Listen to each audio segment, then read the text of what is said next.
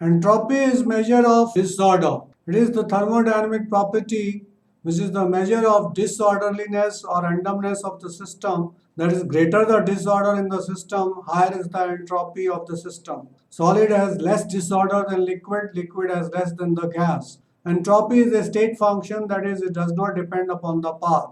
Now, first important question is, why do we need entropy? On the basis of enthalpy change, exothermic processes should be spontaneous, whereas endothermic processes should be non-spontaneous.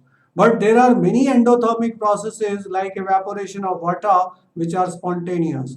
It means that enthalpy change alone cannot decide the spontaneity of the process, and we need another thermodynamic property, that is entropy. Delta S is equal to S2 minus S1, which is equal to Q reversible divided by T. Delta H reversible divided by T. Q is the amount of heat at temperature T absorbed by the system in a reversible way. Some important points related to entropy we are going to discuss. Entropy change delta S is equal to S of final state minus S of initial state. That is entropy of final state minus initial state. In reaction, delta S of reaction will be equal to S of products, that is entropy, sum of the entropy of products minus sum of the entropy of reactants. You have to multiply them with the coefficients in the balanced chemical equation. Delta S is positive when there is increase in entropy of the system. For example, here we have got two gases which are enclosed in the separate bulb, and there is a separation between the stopcock, and stopcock is closed. In this case, when we open the stopcock, there is a mixing of the gas molecules, and on mixing of the gas molecules, entropy increases. Delta S is negative, means decrease in entropy takes place. When solute gets dissolved in solvent, the entropy increases because solute molecules or ions get separated and keeps on moving in the solvent. When the number of gaseous products increase in a chemical reaction, the entropy also increases. For example, ammonium sulfide solid breaks down to 2 ammonia gas plus H2S gas. Entropy increases. This is the state of solid where randomness is minimum, entropy is minimum. Here liquid entropy has increased because randomness or disorder has increased. In gaseous state there is maximum disorder, therefore there is maximum entropy. So solid to liquid and liquid to gas, entropy goes on increasing because disorder or randomness increases. Ammonia plus gas plus HCl gas gives you ammonium chloride solid. Here entropy is decreasing because two gases are combining to form single solid. For a reaction, change in entropy delta S is equal to total entropies of products minus total entropy of reactants. Unit of entropy is joules per Kelvin per mole. At equilibrium, delta S is equal to 0. Entropy change in an isothermal reversible expansion of a gas, delta S is equal to 2.303 nR log V2 over V1.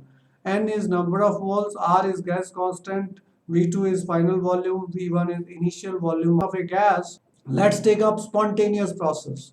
Those processes which either takes place at their own or after proper initiation are called spontaneous processes.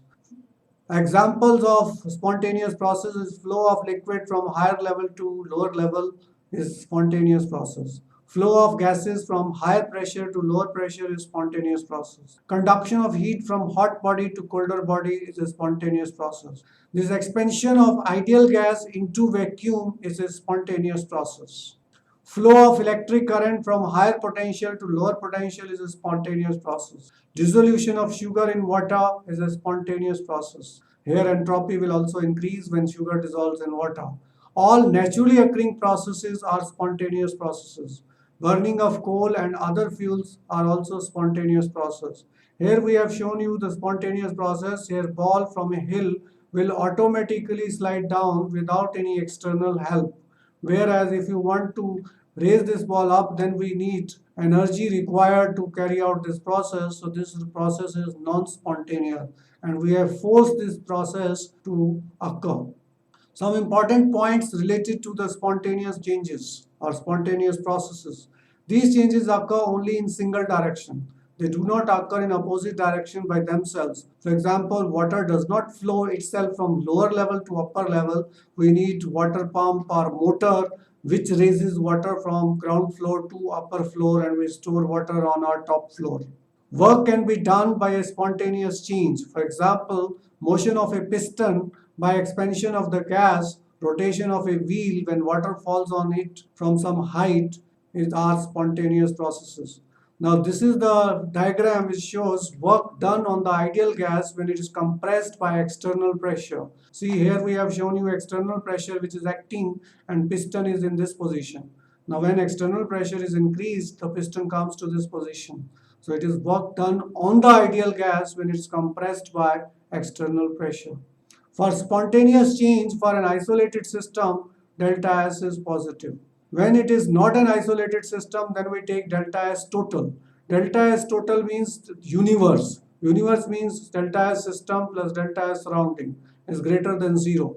This is the mathematical expression for second law of thermodynamics. That entropy of universe, that is delta S of system plus delta S surrounding, which is represented by delta S total, is greater than 0 or goes on increasing due to spontaneous processes taking place in it. Change in entropy of a system, delta S of system is equal to Q reversible divided by T.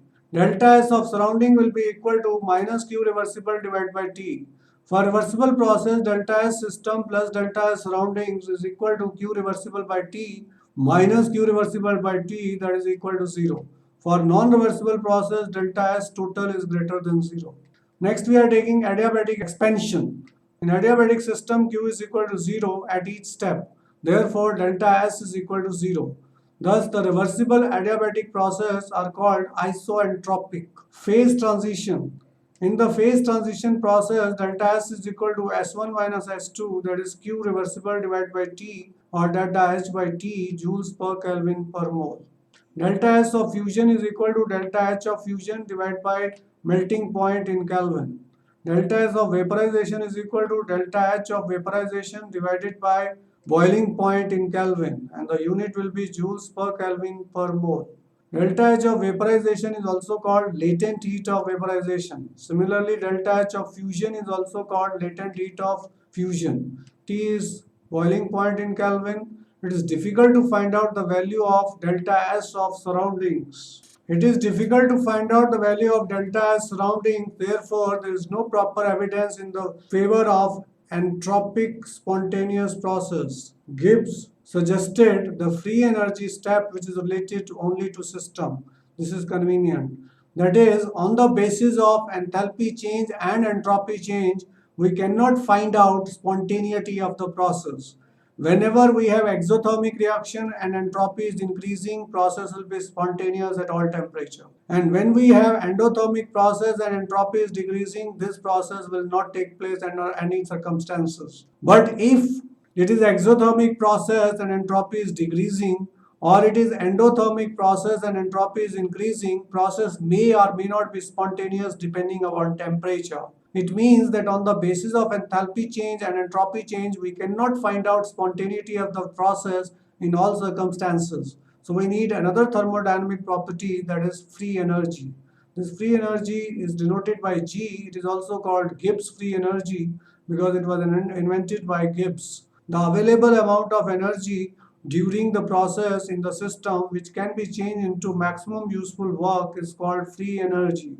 That is, free energy of the system is the energy which can be converted into useful work. Thus, free energy change in the system is the measure of capability of doing useful work by the system. Delta G over delta H will be equal to efficiency. This efficiency is equal to useful work divided by total work. Delta G over delta H will gives efficiency. Let's derive Gibbs-Helmholtz equation. G is equal to H minus Ts, H is equal to E plus PV, delta G is equal to delta H minus T delta S. This is called Gibbs-Helmholtz equation. If delta G is negative, then reaction is spontaneous in forward direction. If delta G is 0, reaction is at equilibrium. If delta G is positive, then reaction is non-spontaneous in forward direction.